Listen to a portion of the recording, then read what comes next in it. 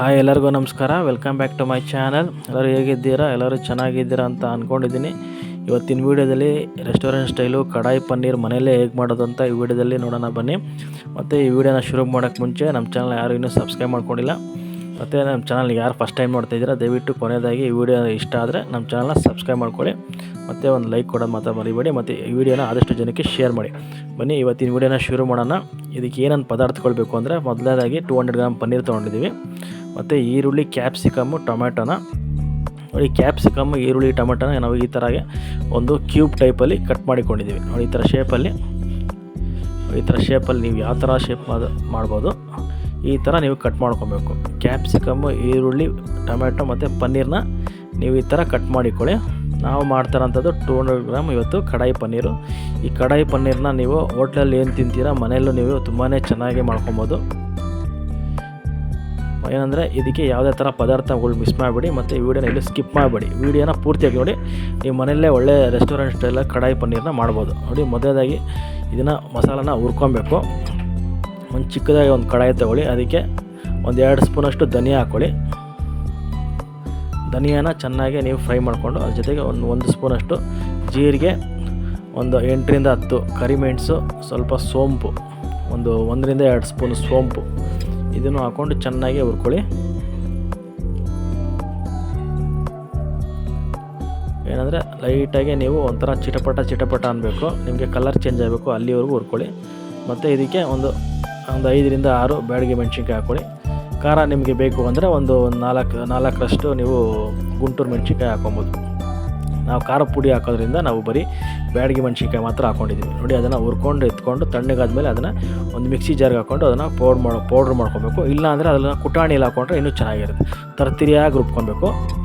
ಇನ್ನೊಂದರಲ್ಲಿ ಕಡಾಯಿ ತೊಗೊಳ್ಳಿ.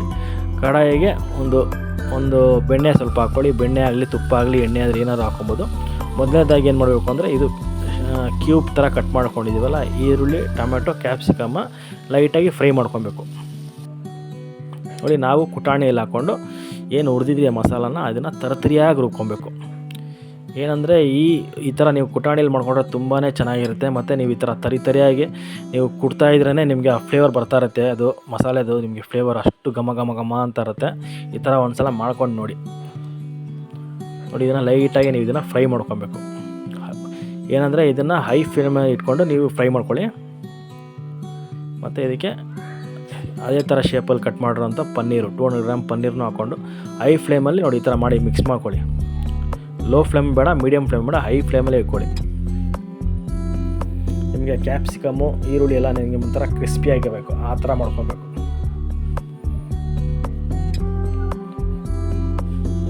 ಒಂದು ನಿಮಿಷ, 1ರಿಂದ 2 ನಿಮಿಷ ಅಷ್ಟು ಈ ಥರ ಮಾಡ್ಕೊಳ್ಳಿ. ಇನ್ನು ಜಾಸ್ತಿ ಮಿಕ್ಸ್ ಮಾಡ್ಕೊಳಕ್ಕೆ ಹೋಗ್ಬೇಡಿ, ಈ ಥರನೇ ನೀವು ಮಿಕ್ಸ್ ಮಾಡ್ಕೊಬೇಕು. ಇದಕ್ಕೆ ಏನು ಕುಟ್ಟಿದ್ದೀರ ಮಸಾಲಾನ ಸ್ವಲ್ಪ ಲೈಟಾಗಿ ಇದಕ್ಕೆ ಆ್ಯಡ್ ಮಾಡಿಕೊಂಡು ಮತ್ತೆ ಅದೇ ಥರನೇ ನೀಟಾಗಿ ಎಲ್ಲ ಕಡೆ ಮಿಕ್ಸ್ ಮಾಡ್ಕೊಳ್ಳಿ.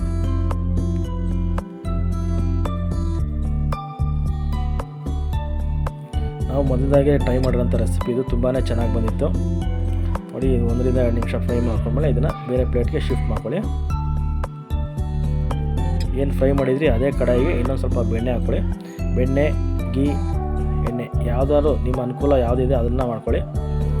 ಬೆಣ್ಣೆ, ಗೀ, ತುಪ್ಪ ಎಲ್ಲ ಹಾಕಿದ್ರೆ ನಿಮಗೆ ಫ್ಲೇವರ್ ಚೆನ್ನಾಗಿರೋದ್ರಿಂದ ಆ ಥರ ನಾವು ಆಲ್ಮೋಸ್ಟು ನಾವು ಬೆಣ್ಣೆನೇ ಹಾಕ್ಕೊತಾ ಇದ್ವಿ. ಸ್ವಲ್ಪ ಬೇಕಾದ್ರೆ ನಾವು ಎಣ್ಣೆನೂ ಜೊತೆಗೆ ಎಣ್ಣೆನೂ ಆ್ಯಡ್ ಮಾಡ್ಕೊಬೋದು. ಅದೇ ಕಡಾಯಿಗೆ ಸ್ವಲ್ಪ ಬೆಣ್ಣೆ ಹಾಕ್ಕೊಂಡು ಫ್ರೈ ಮಾಡ್ಕೊಳ್ಳಿ ನೋಡಿ. ನಾವು ಸ್ವಲ್ಪ ಎಣ್ಣೆನೇ ಕೂಡ ಹಾಕ್ತಾಯಿದ್ವಿ. ಇದಕ್ಕೆ ಒಂದು ಅರ್ಧ ಸ್ಪೂನಷ್ಟು ಜೀರಿಗೆ ಹಾಕ್ಕೊಳ್ಳಿ. ಮತ್ತು ನೋಡಿ, ಇದು ಸಣ್ಣದಾಗಿ ಕಟ್ ಮಾಡಿರೋಂಥ ಈರುಳ್ಳಿನ ಇದಕ್ಕೆ ಆ್ಯಡ್ ಮಾಡ್ತಾಯಿದ್ದೀವಿ. ಒಂದು ಮೀಡಿಯಮ್ ಸೈಜ್ ಇಲ್ಲ, ಚಿಕ್ಕದು ಒಂದು 2 ಈರುಳ್ಳಿನ ಸಣ್ಣದಾಗಿ ಕಟ್ ಮಾಡಿಕೊಂಡಿದ್ದೀವಿ. ಅದನ್ನು ಇದಕ್ಕೆ ಆ್ಯಡ್ ಮಾಡಿ ಇದನ್ನು ಚೆನ್ನಾಗಿ ನೀವು ಬ್ರೌನಿಷ್ ಆಗೋವರೆಗೂ ಚೆನ್ನಾಗಿ ಫ್ರೈ ಮಾಡ್ಕೊಳ್ಳಿ.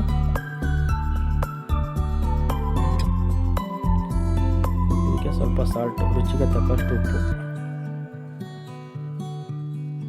ಸಾಲ್ಟನ್ನ ನೀವು ನೋಡ್ಕೊಂಡು ಹಾಕ್ಕೊಳ್ಳಿ, ಯಾಕಂದರೆ ಪನ್ನೀರಲ್ಲೂ ಸ್ವಲ್ಪ ಸಾಲ್ಟ್ ಇರುತ್ತೆ. ನಾವು ಪನ್ನೀರ್ ಫ್ರೈಗೆ ನಾವೇನು ಸಾಲ್ಟ್ ಹಾಕಿಲ್ಲ. ಒಂದು ಅರ್ಧ ಸ್ಪೂನಷ್ಟು ಶುಂಠಿ ಬೆಳ್ಳುಳ್ಳಿ ಪೇಸ್ಟ್.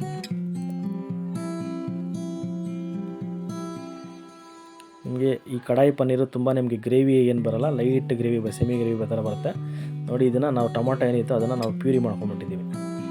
ಒಂದು ಎರಡು ಟೊಮೆಟೊ, ನಾವು ಅದು ಟೊಮೊಟೊನ ಕ್ಯೂಬ್ ಶೇಪಲ್ಲಿ ಒಂದು ಟೊಮೆಟೊನ ಕಟ್ ಮಾಡಿಕೊಂಡಿದ್ದೀವಿ. ಇದು ಒಂದು 2 ಟೊಮೆಟೊನ ಇದನ್ನು ಪ್ಯೂರಿ ಮಾಡ್ಕೊಂಡಿದ್ದೀವಿ. ಇದನ್ನು ಚೆನ್ನಾಗಿ ನಿಮಗೆ ಎಣ್ಣೆ ಬಿಡೋವರೆಗೂ ಚೆನ್ನಾಗಿ ಫ್ರೈ ಮಾಡ್ಕೊಳ್ಳಿ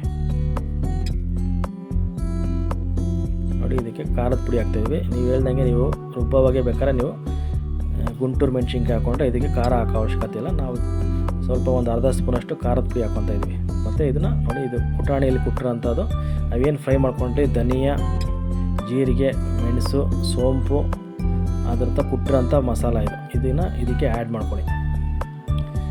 ನೀವು ಇದು ಹಾಕಿದ್ಮೇಲೆ ನಿಮಗೆ ಇವಾಗ ಸುವಾಸನೆ ಆಲ್ರೆಡಿ ಬರ್ತಾ ಇರುತ್ತೆ. ನೀವು ಫ್ರೈ ಮಾಡ್ತಿದ್ರೆ ನಿಮಗೆ ಘಮ ಘಮ ಘಮ ಅಂತ ಇರುತ್ತೆ ನೋಡಿ. ನಿಮಗೇನಾದರೂ ಅದು ಡ್ರೈ ಅನ್ನಿಸ್ತಾ ಇದ್ದರೆ ಒಂದು ಅರ್ಧ ಗ್ಲಾಸಷ್ಟು ಬಿಸಿನೀರು ಹಾಕ್ಕೊಂಡು ಮತ್ತು ಅದನ್ನು ನೀಟಾಗಿ ಮಿಕ್ಸ್ ಮಾಡ್ಕೊಳ್ಳಿ. ಇದು ತುಂಬಾ ನಿಮಗೆ ಗ್ರೇವಿ ಏನು ಬರೋದಿಲ್ಲ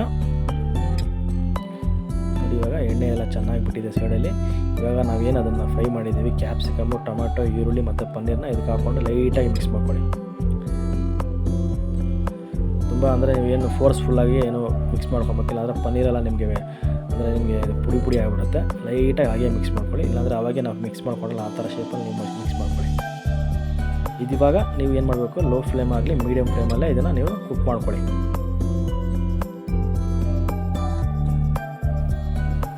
ನಾವು 1-2 ನಿಮಿಷ ಆಲ್ರೆಡಿ ಅದನ್ನು ಬೇಯಿಸ್ಕೊಂಡಿರ್ತೀವಿ. ಇದರಲ್ಲಿ ಒಂದು 2 ನಿಮಿಷ ನಿಧಾನಕ್ಕೆ ನೀವು ಈ ಮಸಾಲೆ ಎಲ್ಲ ಈ ಪನ್ನೀರ್ಗೆ, ಕ್ಯಾಪ್ಸಿಕಮ್ಗೆ, ಈರುಳ್ಳಿ, ಟೊಮೊಟೊಗೆಲ್ಲ ನೀಟಾಗಿ ಇಟ್ಕೊಬೇಕು.